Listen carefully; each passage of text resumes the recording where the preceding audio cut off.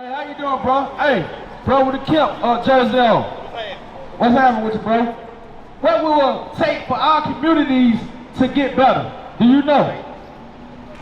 Understanding and unity. What's that? What's understanding and unity? Like understanding what? Because you gotta understand something, right? You can't tell somebody understanding, but understanding what? You see what I'm following? You have to have some type of understanding of something. So, in other words, if you tell unity of understanding of what? You have to unify yourself under God and keeping His commandments. If I tell you, don't murder your brother, what is that saying? But if I tell another individual who might have that spirit on them, or if I show them, what does that tell the other individual? We showing our people these things because God's saying, don't do these things. You won't have to worry about your communities filled with murder, filled with adultery, fornication, drugs. Just because you said that don't mean they gonna listen.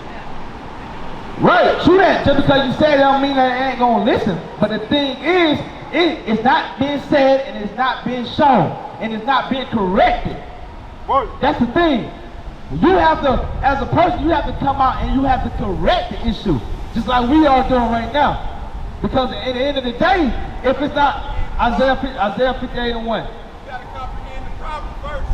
The problem You ain't correct the issue you don't understand. The comprehending the problem is what? You see it. You got two eyes, you see what's going on. You see. But you don't speak on it. You don't say nothing about it because you think, oh, he ain't gonna listen to me. He ain't gonna listen to me. Read it. Isaiah chapter 58 and verse 1. Cry aloud, spare not, lift up thy voice like a trumpet, and show my people their transgression, and the house of Jacob their sin. Show. Right. So that's what we said. He say don't look at the flesh. So it ain't visual. That ain't what it's saying. You don't know what you're talking about, brothers. You just need to sit and listen. You just need to listen. So if you got some type of sin against you, we come out here and we show our people, no, bro, don't do that. That's wrong. Because we'll say quickly we want to change our communities. We'll quickly say that. We'll quickly say we want to change our communities. But we don't do anything about it. That's what the Lord is saying. How you doing, bro?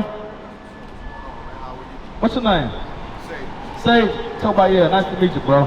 So we teaching our people the things that we need to know, like our identity purposes, history. What will this take for us to wake up as a people and come back as a nation and help our communities? That's what we showing our people.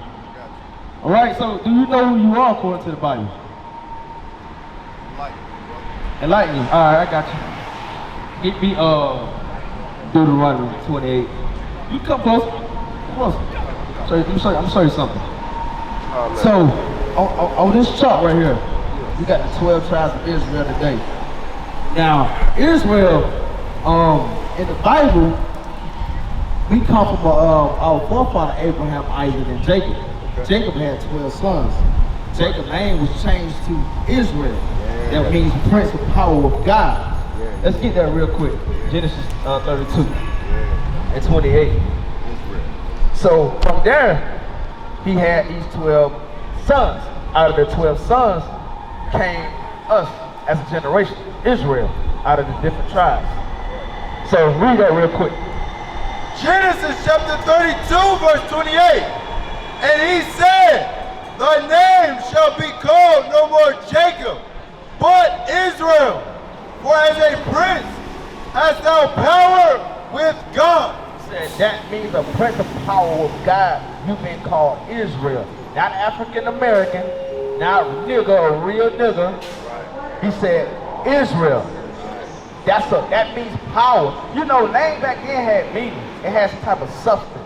Now it don't have nothing at all, and we just name our people because of the to them it sounds good, I guess. but it don't have no type of meaning, no type of substance at all. So no characteristic traits or anything like that. So with that being said, once we came out of our generations, right, as of us today, Moses said in the book of Deuteronomy 28 and verse 15, get that? He said, we as a people of Israel, we're going to go into slavery because we broke God's laws. Under all idolatry and filth that we was in, he said we will go into slavery. But not during the time of Moses, during the time of 1492 with the Northern Kingdom. You know, the Native Americans, you know, the Mexicans, the Puerto Ricans, all those tribes, the Northern Kingdom tribes, they went into slavery in 1492.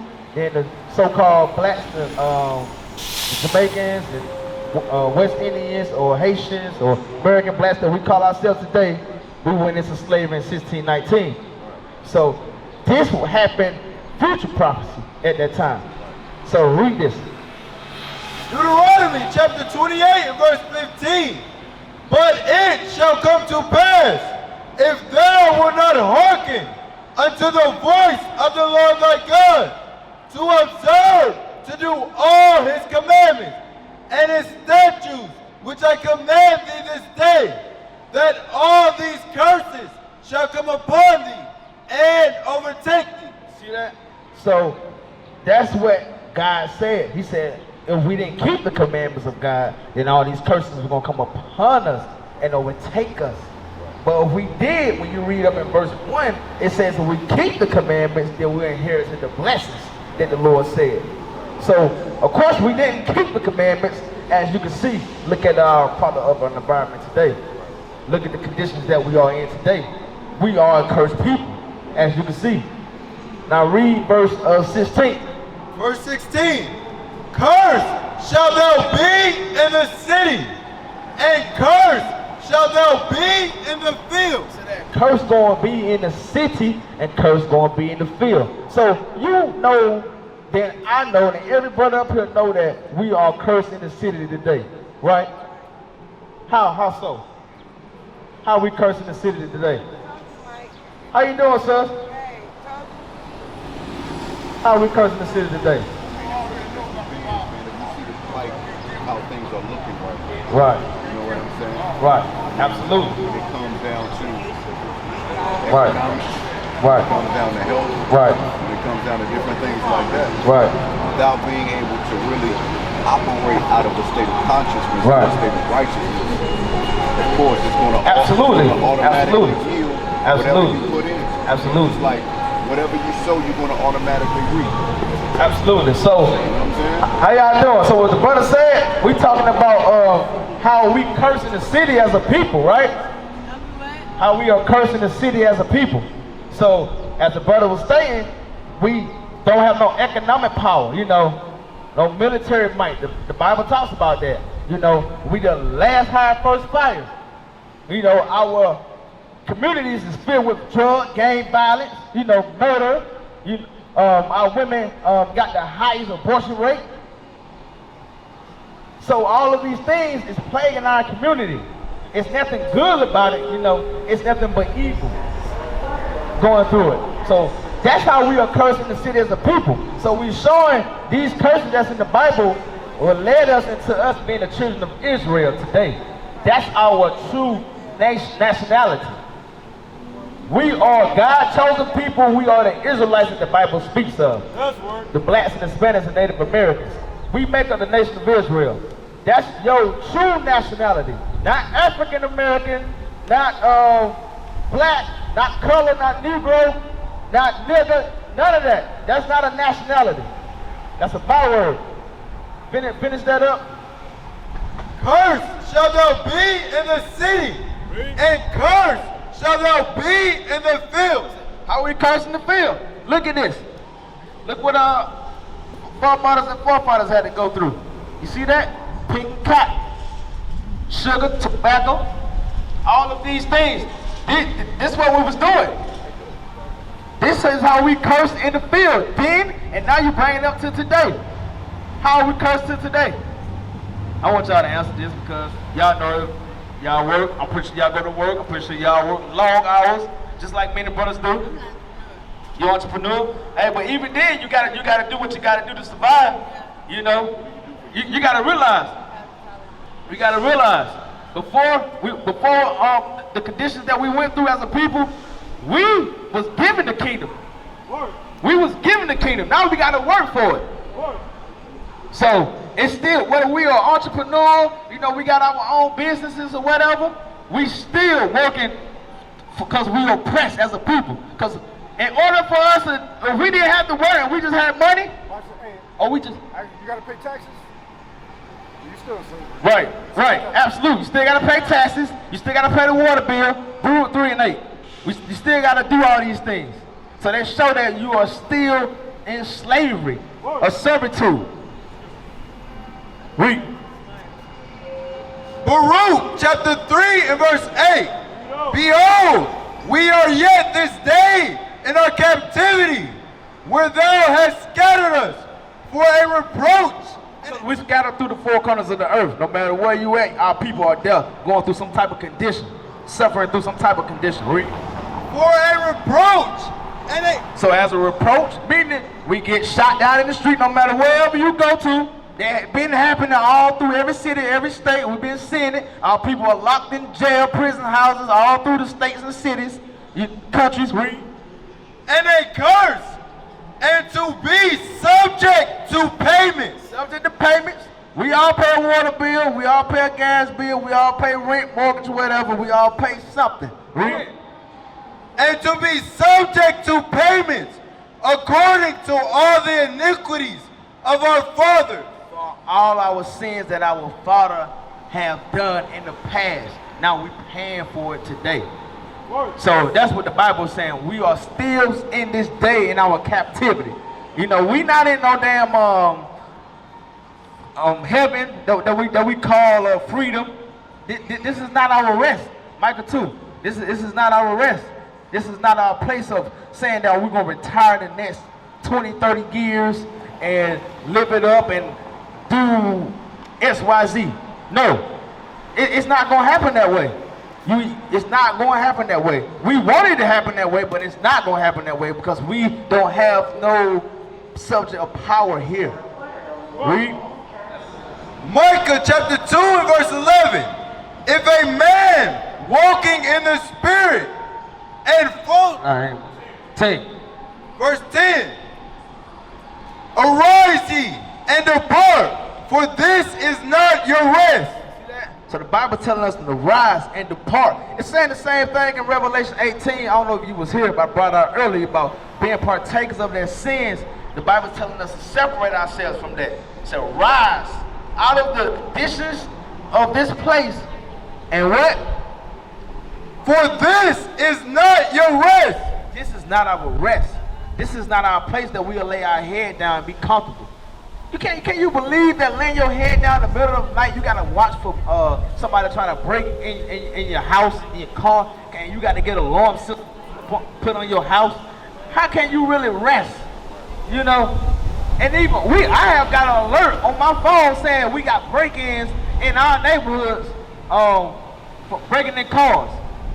I just got that alert yesterday. So I'm just going to show that you cannot really rest here. You cannot really rest here. That's it. Read. Because it is polluted. It is polluted. You know, why people gotta steal? You know, why do they gotta steal? Sometimes it is a necessity. The land is polluted with all types of filth. We ain't got no money. We starving. You know, all these things, it's a product of our environment allows us to do these things. Like brothers say, oh, well, I ain't got no other choice. That's all I know. And sometimes in cases, that is all they know. It's to steal, rob, kill, sell drugs. You know, it is all they know. But it's because of the pollution that they push through our people so they can go out there and do these things, not hurting our whole community. As a collective. Let's sit on that. Read. It shall destroy you, even with a sword destruction. See that? And this right here, it destroying us drastically.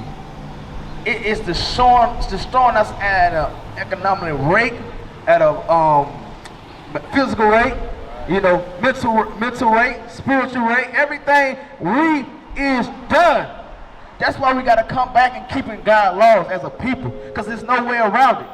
It's no way around it one bit. No matter what you try to do, you can look at all the leaders, Marcus Garvey, Malcolm X, MLK, all of these leaders, they try to save us about our condition, but they couldn't, because there's only one true Redeemer, and that's Christ. We used to scream black power while heroin was pushed. But at the end of the day, nothing's in vain. IUIC has been given a vision. The tents of Judah has risen. Many has attempted the mission, minor murmuring, omitting, and missing the mark. Just reading that he had the flame of fire in his eyes gave us the spark. We on Paul's mission. We out on the road, purple and gold, from Mexico, Cuba, Haiti, Ghana, Sierra Leone. 144,000 boots banging, concrete crackling. These are our men repented at heart. The scriptures is proof. IUIC, we deliver the truth.